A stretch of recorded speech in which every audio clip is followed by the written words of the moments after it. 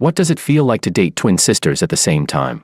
My kept campus belle girlfriend and her younger sister pretended to be the same person and dated me. The two of them worked in shifts. The cold, aloof older sister took the day shift. The cute younger sister took the night shift. I saw bullet comments saying, the younger sister would really do anything for her sister's happiness. To keep the male supporting role from discovering that the older sister is out on a date with the male lead. She endures the disgust and clings to the male supporting role at night. So pitiful. I am the male supporting role. And yet, not only was I not angry, I was even more excited. Buy one, get one free. Why would I even bother choosing? At night, I said to the cute younger sister, we've been together for 3 months now. Shouldn't we take things a step further? She froze. I played dumb and said, didn't you agree during the day? During the day, I said to the cold, aloof older sister, you're so well behaved at night. I like that version of you more. The older sister was furious. Chapter 1. I noticed something was off about Freya one night. She was usually cold and distant, but that evening she took off her coat, revealing a white, tight-fitting camisole. She tied up her hair and squatted beside my feet, like an abandoned kitten. She clutched tightly at the hem of my clothes. Sniffling, she said, Gio, don't go. Her eyes were wet as she asked me to pour her more alcohol. She said, stay with me a little longer. The usual Freya always dressed herself up tightly. She constantly pressed her lips together, hugging her books with a look of resistance, saying she needed to hurry back for self-study. It never felt like dating, more like she was just dealing with some foolish nouveau riche who sponsored her tuition. I rubbed her head and said gently, you're about to miss the dorm curfew. I'll drive you back to school. When she heard that, she suddenly hugged me tightly, pressing her head against my leg. Nervously, she said, Gio, can I stay the night here? Just one night. I was about to speak when I unexpectedly saw some suddenly appearing, magical bullet comments. They read, seriously, the younger sister pretending to be Freya is so disgusting it makes my skin crawl. Ha ha ha. Willow is really sacrificing a lot for her sister this time. My expression changed as I looked back at the woman in front of me. I slowly lifted her chin, staring at that pretty, innocent face. Young girls don't know how to hide things. Behind the clinginess, the coquettishness, and the eagerness, there was stiffness and resistance she simply couldn't conceal. If we're going to play, then let's play fair. I smiled and said, sure. I leaned in. Willow thought I was about to kiss her and instinctively dodged away, but I only kissed her forehead. She froze for a moment. My thumb gently rubbed the corner of her eye. I said, silly, I won't make you drink. Too much alcohol isn't good for your health. From her ears down to her neck, she flushed bright red. She stared at me in disbelief for a second. I said softly, after you shower, go sleep in the guest room. A battle of hearts must be fought slowly. Chapter 2. During the day, Freya looked at me hesitantly, as if she wanted to say something. She said, about yesterday. I put on a puzzled expression. What about it? Seeing that I hadn't noticed anything, Freya relaxed and returned to her usual cold demeanor. She gave a soft snort. It's nothing. I stroked my chin and observed her. At the edge of her collar, half of a red mark was faintly visible. Looks like she'd just tasted forbidden fruit for the first time, no experience covering it up. I asked, what's that? Freya frowned and pulled her collar tighter, pressing her lips together. Nothing, just a mosquito bite. The bullet comments flew by. I'm dying laughing. That's obviously something the male lead did last night. This poor little couple finally got some time to date. Yeah. Once Freya graduates in a couple of years and becomes independent, she won't need his sponsorship anymore. They won't have to sneak around, and she can finally break up with that old man. Old man, my ass. I'm only 30, at most. I'm just an uncle. I raised an eyebrow in displeasure. Freya said softly, you're jealous again. Can you stop being so suspicious all the time? I replied absent-mindedly, yeah, I'm even jealous of mosquitoes. That night, the younger sister, disguised as Freya, came again, just as expected. There was even a fake pinch mark on her neck, red and swollen. I beckoned to her. Come a little closer. I'll put some medicine on it for you. Willow leaned against me. I dabbed on some ointment and gently blew on it. Willow, who had been lowering her head in a daze, suddenly shuddered. Her ears turned red again. I said softly, don't hurt yourself like this again. Flustered, she blurted out, how did you KN? Halfway through, she hurriedly stopped herself. She only said quietly, okay, thank you, Gio. Willow leaned in closer, nestling against me, and went with the flow, lying smoothly. I just wanted Gio to care about me more, to spend more time with me, so I hurt myself on purpose. I didn't expose her. Is that so? And how am I supposed to accompany you? Willow stammered, just a kiss. I lifted her face. She thought I would only kiss her forehead, but instead, I kissed her directly on the lips. Willow's pupils shrank. I lowered my head to look at her and said gently, open your mouth and remember to breathe. Her body trembled as she instinctively hugged me back, like a drowning person drifting with the current. panicked and helpless, clinging to me as her only piece of driftwood. Even the tip of her tongue was trembling. When I pulled away, she stared at me blankly, her chest rising and falling. I feigned confusion. "It's not your first time. Why are you so nervous?" Willow snapped back to her senses. "Huh." I knew when to stop. Teasing her a little was enough. I smiled, stood up, and left, giving her time to recover. The bullet comments erupted. That was Willow's first kiss. "Look at her, she's so disgusted she's gone stiff. Doing this for her sister's happiness really isn't easy." But some comments replied, "Then why does her expression look more like she's savoring it?" Chapter 3. Willow and I started kissing frequently. She was passionate and loved dressing up. Her figure and looks were strikingly attractive. I liked it a lot, so I bought her many bold, revealing clothes and accessories. Like carefully choosing a coating for my own car, spend a bit of money. And in the end, the one whose eyes are pleased is still me. At first, daytime Freya would still wear some of the relatively conservative outfits I bought, just to keep up appearances and hide the truth. After a few days, though, she gave up altogether. I casually asked, "Where's the couple ring I gave you yesterday? Why aren't you wearing it?" Freya, who had been reading, suddenly looked up. She froze. She asked, "What ring?" She had only gotten halfway through the sentence before forcing herself to suppress it. Swallowing all her displeasure back down, she frowned, lowered her eyes, and said, "Maybe I forgot." That night, Willow's index finger was still wearing that shiny couple ring. She smiled brightly and threw herself into my arms. Softly, she said, "Gio, the ring you gave me, I'll wear it properly all the time. Spend more time with me, okay?" I smiled and said yes. While Willow was showering, I saw her phone's chat history. Her sister asked irritably and uneasily, "Where's the ring?" Willow replied, "What ring? Didn't see it." Freya fell silent. After a few minutes, she finally sent another message. "Willow, he's just a shallow, vulgar jerk." Willow replied quickly this time, "I know, sis. I'm just playing along. Don't worry about it. I have my own rhythm. You and brother-in-law should hurry up and grow old together." A long time later, Freya sent another message. This one, Willow hadn't seen yet. It read, "You didn't do anything, right?" Followed by a long string of question marks. I looked at the phone and smiled. I typed back, "Sis, we didn't do anything we shouldn't. As for what counted as shouldn't be done, and what should, based on my understanding of Freya, with her overly strong sense of pride, she probably wouldn't allow herself to ask it outright." Sure enough, Freya forced herself to hold it in and didn't say anything more. I casually deleted those two messages. Willow came out wrapped in a bath towel, her body still damp. I looked at her. I knew she was doing it on purpose. There was even a vague, inexplicable sense of competition mixed in. I smiled and said, "Want to sleep in the master bedroom?" Willow hesitated for a second. The corners of her eyes reddened. She pressed her lips together and said softly, "Okay." Chapter 4. Willow sat on the edge of the bed like a drenched little kitten, at a loss, nervous, afraid. I saw the bullet comments wailing all over the screen. Some commented, "Willow, you're not usually this spaced out. Are you really going to sacrifice yourself to this extent?" Everyone calmed down. Freya really hates the male supporting role, so she previously lied and said she was very traditional and wouldn't agree to that kind of thing before marriage. Surely the male supporting role wouldn't force himself on her knowing this, right? So that's how it is. Claiming to be traditional was fake. Cheating boldly behind the scenes was real. Saying she was young and a little scared was fake. Wanting my money was real. I smiled. Elementary school level tricks. Pretty amusing, actually. But I had no intention of forcing anything. What fun would that be? Luring her into wanting it herself, that's where the real fun is. Willow took a deep breath and finally made up her mind to speak. "Just so you know, I won't." I spoke before she could finish. "I remember you saying you had no experience and were a little scared. Don't worry, we won't do anything tonight." Willow, who had been prepared to be pestered, found all her mental drafts rendered useless. She let out an empty, disappointed "oh." I patted her head and said gently, "I just think you've been a bit lonely and wanted to keep you company. I want you to be happy. I want you to stop having nightmares. I want you to see me every morning when you wake up." "Freya, I don't mean anything else. I just want to do my best to make you happy." I took her hand, my expression sincere. "I don't know what you've been through lately to suddenly become so fragile. If it's inconvenient to talk about, that's fine. But if you really are in trouble, tell me. I want to help." Willow couldn't lift her head after hearing that. She stammered, guilt flashing across her face. In a low voice, she said, "I'm sorry." I said, "Silly, you didn't do anything wrong. Why apologize?"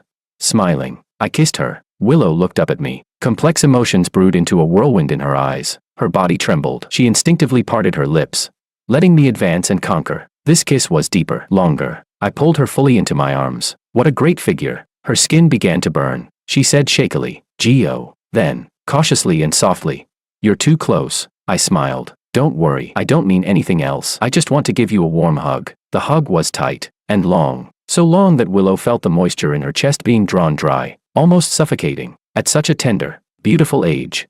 Some feelings can't withstand teasing. A few tentative, barely there probes were almost enough to shatter her defenses. Finally, her eyes went hazy, her face flushed red, and she clumsily tried to entice me. Actually, what I said before wasn't. I interrupted her again. With a sigh, I said, "You're right. What you said before is important, and I fully respect your wishes." I decisively let go of her and said, "I'm sorry. I crossed a line. Go to sleep." Willow was speechless. About 10 minutes later, in the silent darkness, Willow, her heart in chaos, unable to fall asleep, couldn't help but speak. She said, "Gio, when did we plan to get married again?" "After graduation," I said in surprise.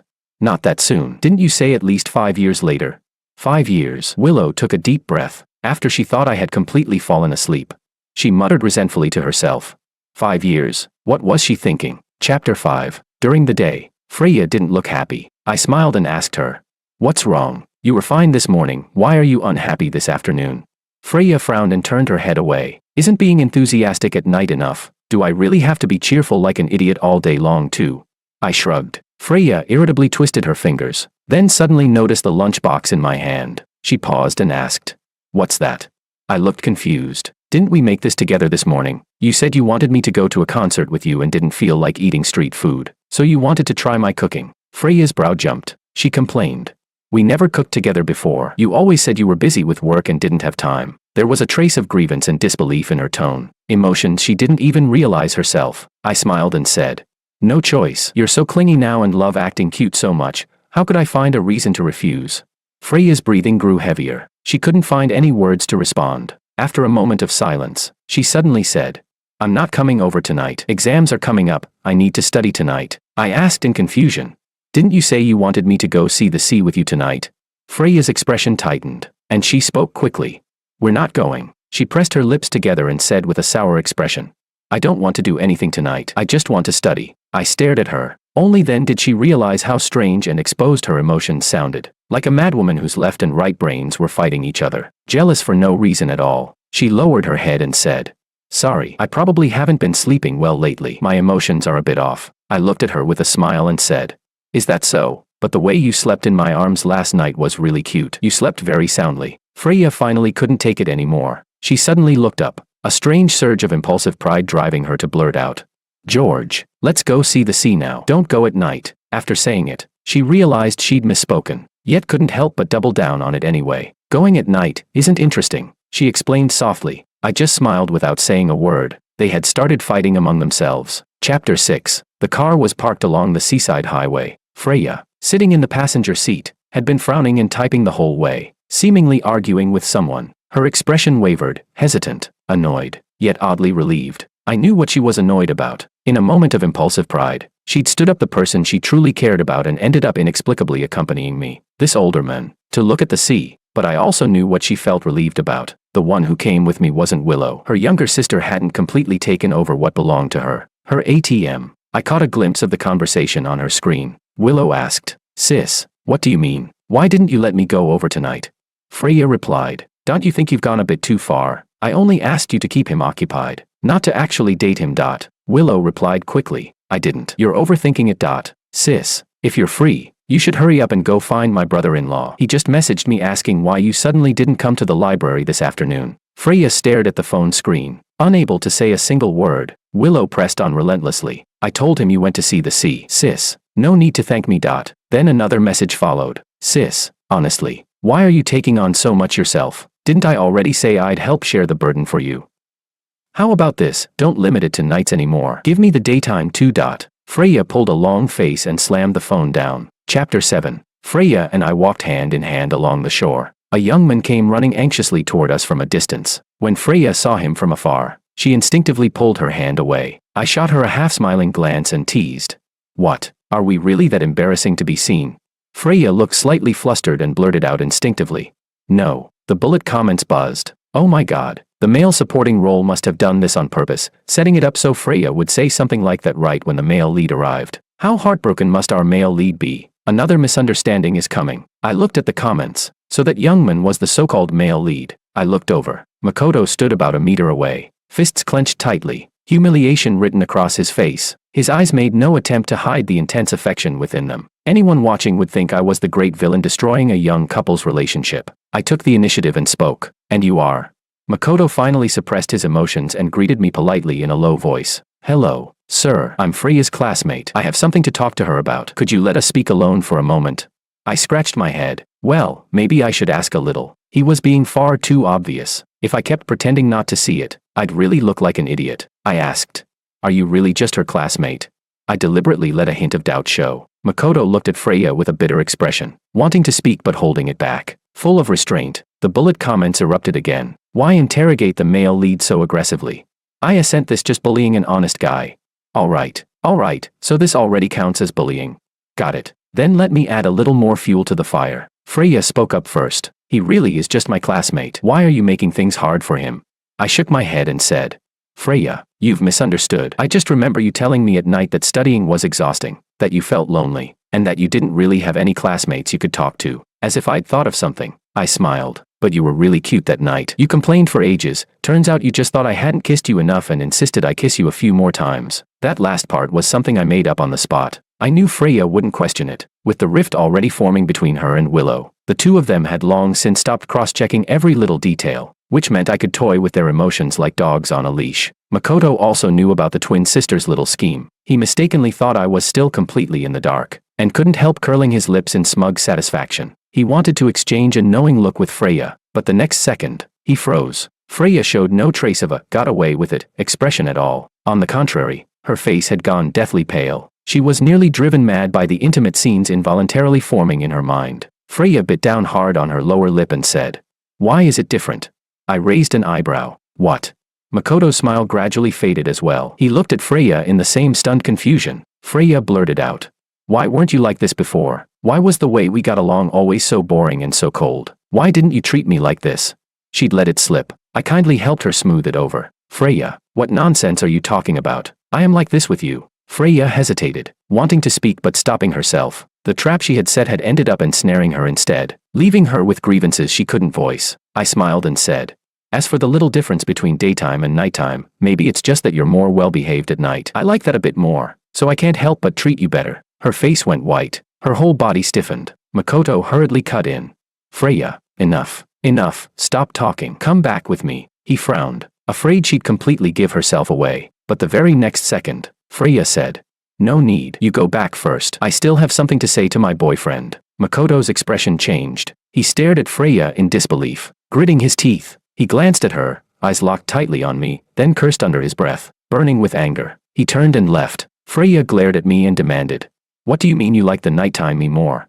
She pouted. It's clearly the same face. She clenched her fists, feeling as though something was slipping through her fingers like sand. I said, You at night are more passionate, more considerate, and better looking. With a wicked smile, I delivered the final blow. More positions. 2. Freya froze where she stood. Her face was deathly pale, as if she'd been slapped hard across the face. She was so furious that she even began to hate her past self. Chapter 8. Willow came over at night. Naturally, she had no idea that Freya and I had staged quite a dramatic scene that afternoon. She was still relying on the pitiful scraps of information she thought she had, weaving her clumsy little lies. Willow said, Husband, even though it hasn't been that long, I've already started missing you. I pinched her cheek, letting her cling to me. All sticky and sweet. I said, As long as you want to, you can come find me anytime. I lightly tapped the tip of her nose and added, Because it's you. Willow hugged my arm and looked at me intently. She suddenly said, Is there anything we haven't done before? Let's do it together. I kissed her eyelids and said, Such a good girl. She didn't notice that the corners of her own lips had already lifted, her body unconsciously leaning closer. Used to my wandering hands, her body had developed an almost instinctive craving for my touch. I straightened up. Willow froze for a moment, finally realizing her own movements, and hurriedly sat back. A faint, secretive blush crept up to the tips of her ears. It seemed time to start drawing in the net. I said gently, We've been together for 3 months now. Shouldn't we take things a step further? Willow stopped short. I raised my brows in feigned confusion and asked, Didn't you agree during the day? Willow said urgently. I agreed. I said, Forgot again. You said your birthday is next week and you wanted to go out with me. And at that time, you wanted to. I fell silent, letting the atmosphere grow quiet and suggestive, leaving the meaning lingering. I smiled and wrapped an arm around her shoulders. I said, Thank you, Freya. I kissed her while she was still dazed. I like you, Freya. Willow finally snapped back to herself. She stared at me blankly, then suddenly said, "Say that again. Please, don't use a name. Say it to me again." Of course I indulged her. My young, beautiful little gift. I smiled and repeated, "I like you." Willow's eyes trembled, her expression complex, as if she were afraid of waking up from a beautiful dream that didn't truly belong to her. Jealousy, anger, and unwillingness flashed by in quick succession. She suddenly grabbed my arm and said, aggrieved, Does it have to be next week?" Willow sat up, gently rubbing her cheek against my palm as she coaxed me. "Tonight, just tonight." "Okay." I hesitated on purpose. "But didn't you say during the day?" Willow's eyes reddened, as if she were about to cry. She didn't even wait for me to finish speaking. Like someone clutching a relay baton she suddenly didn't want to pass on, deciding to claim the trophy for herself. A woman's fierce jealousy drove her to seize this chance at all costs. Willow's voice turned soft, almost pleading as she acted cute. "I regret it. Isn't that allowed?" I pondered with interest. It still didn't feel quite enough. Maybe I should add a bit more fuel. Make her even more interesting, I said troubledly. "But I've already booked the hotel and plane tickets for next week's trip." I stroked her cheek and said, "Freya, you don't have to think about me. I'm not in a hurry. If you say next week, then next week is fine with me," I added considerately. "I know that for you. This is already a huge step, so I don't want to rush you." Willow bit down hard on her lower lip. At last, she began to truly beg. She said, "Please. I'm begging you, no matter what." She didn't want me to take things further with Freya, and she was even more afraid that Freya would take me away from her. She said, "I want to. I'm not unwilling. I'm the one who wants to do this with you. I know you didn't force me. I'm the one begging you." I hesitated awkwardly for a while. She started kissing me anxiously, like a worried little kitten, mixing concern with coaxing affection. She said, "Really, I'm willing. You can do whatever you want to me, please." Left with no choice, I sighed and said, "All right then." Willow was overjoyed. She threw herself into my arms and said, "That's great, Gio." Just as expected, it really was interesting. Chapter 9. The night was long. The younger sister was truly tender. I looked at Willow before me, her eyes tinged red at the corners, her skin slick with a delicate sheen, and kissed her lips in satisfaction. "You're beautiful." Her voice was broken by me, yet she still pressed me, asking, "Besides my face, what else do you like about me?" I didn't answer. I deliberately pushed her to the brink. She hooked her arms around my neck and urged me, "Say it, Gio." Only then did I speak. "I like the way you act cute. I like your body. I like everything you have with me." I paused, scratched the top of her head, and smiled. "I like you when you're wrapped in the night." Willow was fully satisfied. In this unspoken competition, she believed she'd won decisively. So when I leaned down again, she responded without restraint, letting out excited, delighted sounds of welcome. Chapter 10. But the amusing part of the joke was already over. It was time to lay everything bare. If I kept pretending, I was afraid Freya and Willow would really start thinking I was just some brainless ATM. A few days passed. The novelty faded. That morning, Willow, still half asleep, brushed her teeth in a hurry, then threw herself back into my arms, sticky and clingy as ever. Leaning in to kiss me, she said, "Gio, again." I still want more, but I suddenly looked at her phone. I said, "Looks like someone messaged you. I'll hand it to you." While passing it over, my finger accidentally lit up the screen. Willow's expression froze instantly. I looked at the latest notification, then turned to her. I said, "Freya, why is there someone saved as Freya sending you messages?" She opened her mouth. Before she could even make up a lie, I exposed the truth. I demanded in disbelief, furious beyond measure. "You're not Freya. Who the hell are you?" Willow's face went deathly pale. She stared at me for a long time before finally lowering her head. "I'm Freya's younger sister," she said hoarsely. "I'm sorry." The bullet comments exploded in shock. "It's over," he found out. "Don't panic. Maybe now the female lead can finally break up with the male supporting role." But others commented, "Then why does Willow look so regretful? She doesn't have to keep stringing the male supporting role along anymore, right?" I stood up. Willow suddenly grabbed my arm and blurted out instinctively, "Don't go." I turned my head and looked at her coldly. "I figured everything out." "What? Are you still trying to cling to me so I won't interfere with your sister dating someone else?" Willow said in pain. "How did you know?" At last, I had the chance to clarify the thing I cared about most. I declared righteously and solemnly, "I'm not a fucking idiot." Willow had nothing to say. Panicking, she jumped up and quickly put on her clothes, speaking without thinking. "George, my sister wronged you, but I didn't. You can break up with her. I'm willing to be with you." I stopped. Willow chased after me and hugged me tightly from behind. Her voice trembled with panic, almost choking as she said, "Break up with her. You treat her so well, and she's still in love with someone else. She has no shame." I turned around and sneered. And what about you? Weren't you in on it with her, playing me together? Otherwise, why would you even be here? Willow was left speechless. She looked at me with reddened eyes, her voice breaking. But I regret it, she said. I regretted it a long time ago. Tentatively, Willow grabbed my arm. Please give me another chance. I'm willing to make it up to you. Seeing that I didn't react, she hurriedly added, Gio, this time I'll chase you. I'll treat you 100 times better than my sister. She lowered her gaze. Please, don't abandon me. In her hand, the phone screen kept lighting up. Messages piled up silently on the home screen. They read, Freya, what are you two doing? Willow, why aren't you replying? Are you insane? Stay the hell away from him. He's my boyfriend.